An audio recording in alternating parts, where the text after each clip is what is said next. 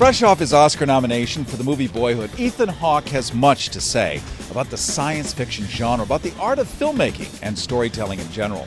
In this one-on-one conversation with Ethan, I ask him why we're so connected to this faraway stuff, this mystery of science fiction, and why filmmaking is the perfect way to express it.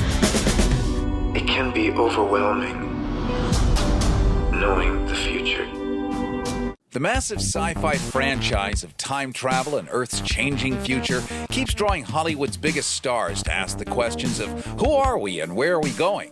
Like the very smart Ethan Hawke, who for the first time reveals what the art of storytelling personally means to him. Sci-fi, what a great platform to talk about the nature of humanity. Why are we here? Where are we going? What's the point? See, that's what I think too, because if you start talking about all these philosophical ideas about reincarnation, death, predestination, Calvinist, Christian, whatever it is, everybody starts to get a little sleepy. But if you make it sci-fi, it's actually really interesting. I kind of think sometimes that's why we're here, is to tell each other the truth and tell each other stories and make each other think, to try to figure out what the hell's happening, why were we born? And stories, I think, really help us. And so, I remember when I was younger and doing Gattaca, how prescient I thought that film would be, and in fact is, about genetic engineering and stuff. And I think Predestination would be a great double bill with Gattaca. Like Interstellar, Predestination bends the mind with time travel and endless space-time conundrums. Ethan Hawke plays a temporal agent who's sent on an intricate series of time travel journeys, all designed to prevent future killers from committing their crimes. Now, at the end of his career, Hawke must stop the one criminal that has eluded him throughout multiple time jumps and try to prevent a savage attack in which thousands of lives would be lost. Here you are, basically a time cop. You're in charge of where we've been and where we go. That endless, weird, psychotic loop, which can or cannot be interrupted, not to spoil anything, but... I don't know, have you met the Spirit Brothers yet? I'm about to. Well, they're really interesting guys.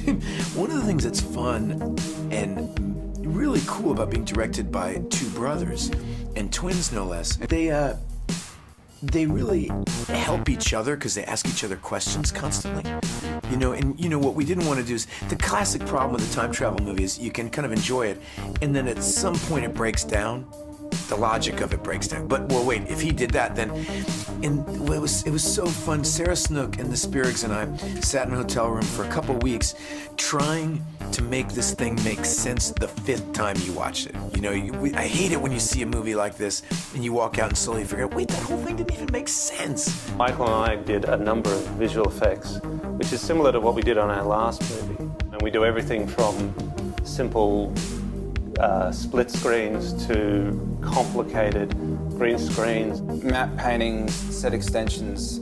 When you have an idea and you want that to translate on screen and you haven't been able to afford the artists to do it, you end up just figuring it out yourself. In Predestination, we find ourselves in 1970s-era New York, where a terrorist bomb causes our temporal agent to need massive restorative plastic surgery, creating a gritty-looking Ethan Hawke in the process. Predestination also deals with gender-bending concepts, like an androgynous-looking guy who calls himself the unmarried mother. The guy is actually played by the terrific Sarah Snook from Jezebel, who, as a male, makes his living writing for so-called confession magazines. Oh, forget it, man. I'm not telling you. Oh, you're scared it's not good enough. Oh, you think that'll work? Are we 12? Because Ethan Hawke is so smart, he's great at tackling scripts that are offbeat and original. And Predestination is a sci-fi movie that feels like 5 or 6 films all at once. An action film and a detective whodunit, all on an intimate kiss-and-tell drama where somebody pours their life story out to a license-to-kill bartender. You can do this. What are you saying? What's that got to do with me? You're the only one given to the world through a paradox.